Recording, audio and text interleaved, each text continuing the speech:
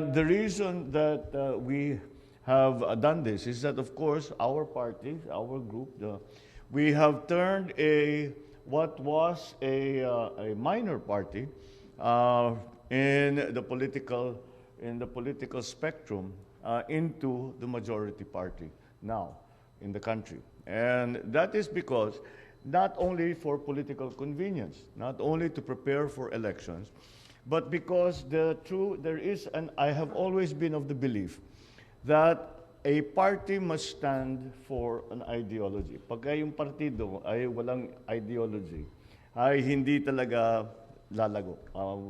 Palipat-lipat ang membro, kuminsan matibay, kuminsan mahina. At yun ang mga nangyayari kuminsan dito sa Pilipinas dahil kung ano-anong partidong ginagamit. Lalong-lalo na pag nadating na sa local government ay paiba-iba na. Kaya kailangan there has to be a central tenet, a central principle to what we are doing. And that is, we were talking here about the federalism. And what we have started to do, kahit na in all but name, ay ating ginagawa, ay talagang ibinibigay ang discretion, ang power, ang function, hanggat maaari sa pinakamababa na level na maaari natin gawin. So, we are doing the first step of the federal government for the Philippines in all but name. And that is what we will continue to do. And that is very simple, that derives from a very simple idea, that the stability of a political structure is much more dependent, much more reliable when we have many power centers. If the power centers only belong here in Manila, then pabagsakin mo yung Manila, bagsak ang buong Pilipinas. But with the power centers being given to us, to the local governments, to the local districts, and to those who are operating at the local level, and thereby bringing those power centers to many, many, many places, it makes for a more stable political structure and makes a more stable political life. Dahil kahit kung may mangyari sa isang lugar, kahit bumagsak yan, basta't nasira, hindi na talaga pwede, nagkagera, whatever, tuloy pa rin yung mga iba. Hindi nasisira ang buong sistema. And that is the central ideology of the PFP. Now, certainly, PFP is a political party. And therefore, that is why we are preparing for all the political cycles that are coming very soon. Ang una dyan, as we all know, tayo naman lahat ay dumaan dyan, as we all know, the barangay elections have a big impact, have a big effect on how the 2025 elections will turn out. Kung ano yung mga resulta dyan. Kasi kung tayo magiging kandidato, mananalo tayo sa 2025, kailangan natin ang suporta ng barangay level. So that is why it was incumbent upon us to now immediately try and organize ourselves so that we are prepared. Because there is always a synergy.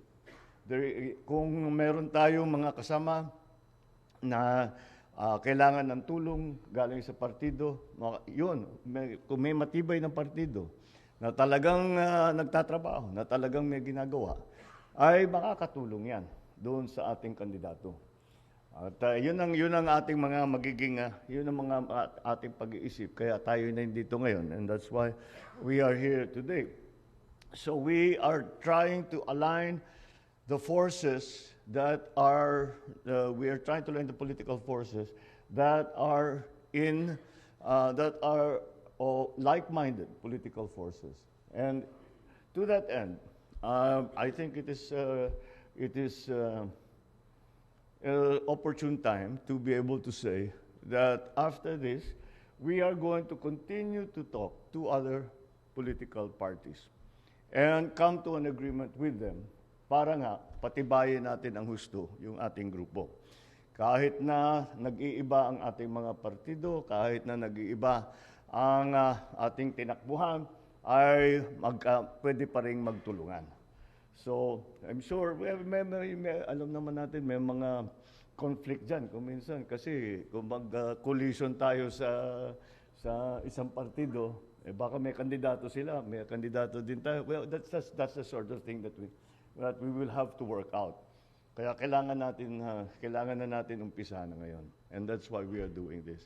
And si Gov. Jun Tamayo has been working hard on keeping the party very well organized. And his priorities, the priorities that the party has chosen to focus upon in the last year has been more about governance than politics.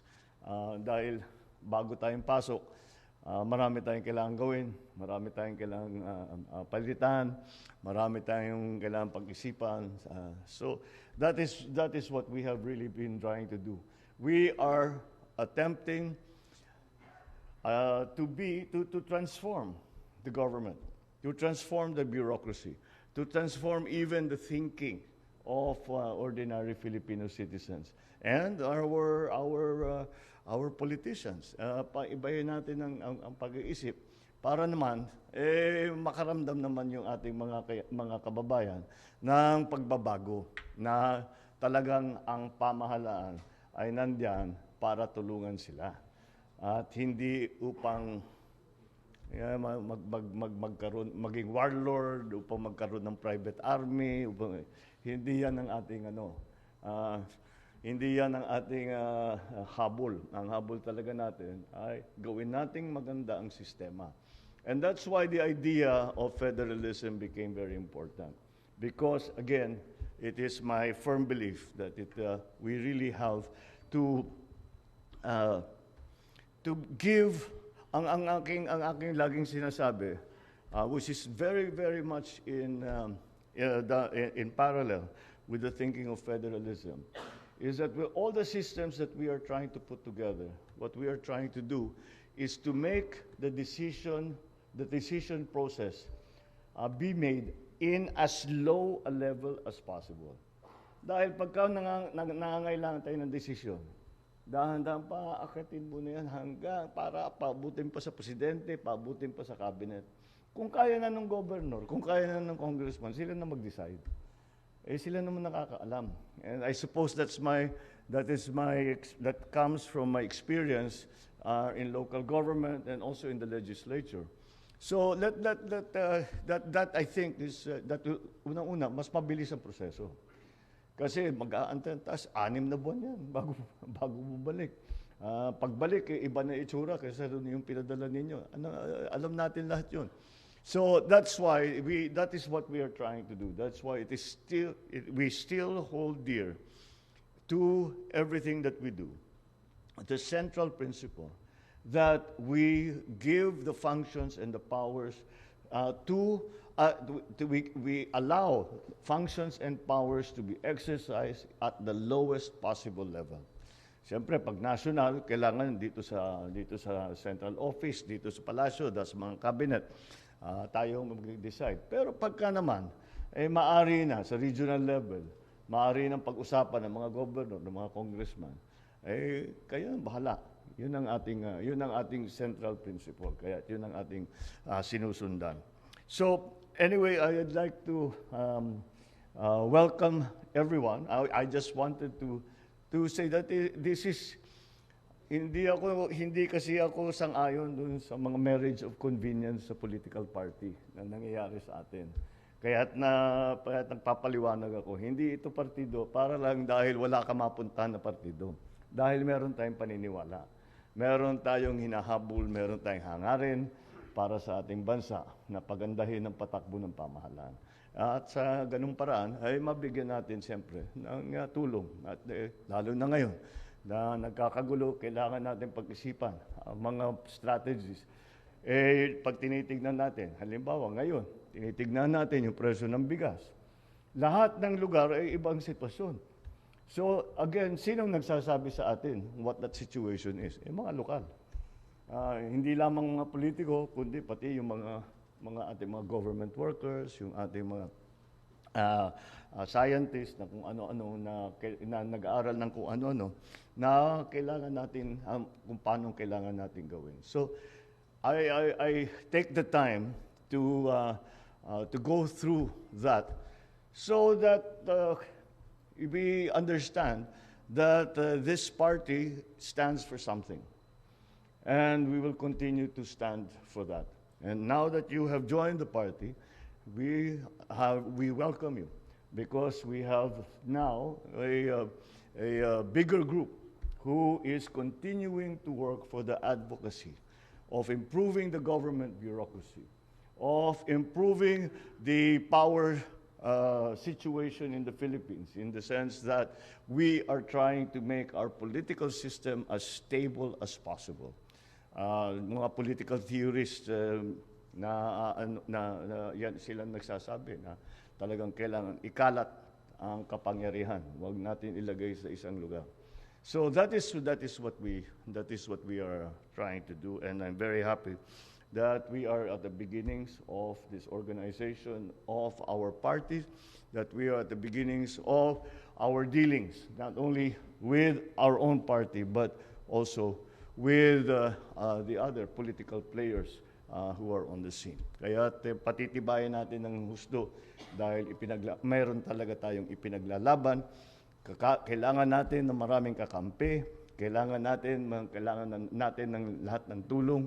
At diyan nabuhay yung aming tinatawag na whole of government at whole of nation approach. Dahil nga, kailangan talaga lahat ay magkaisa. Kaya't lagi kong pinapaalala sa tao, yung pagkakaisa na ating sinigaw ng kampanya, hindi po yan slogan, katotohanan yan. Yun talaga ang magiging solution sa ating mga problema. All right, so again, welcome to the party, welcome to the palace. I'm very happy to have had this opportunity to swear you all in. Meron pa yatang susunod na mga iba para makita na natin kung saan tayo. Soon we will hold, once we are completely organized, we will hold a caucus amongst all the party members. And tignan natin kung ano yung mga kailangan na ating mga individual members, what the party needs to do. We are practical politicians after all. Kailangan natin tignan kung ano yung political na situation para naman meron tayong sagot sa mga problema na haharapin natin.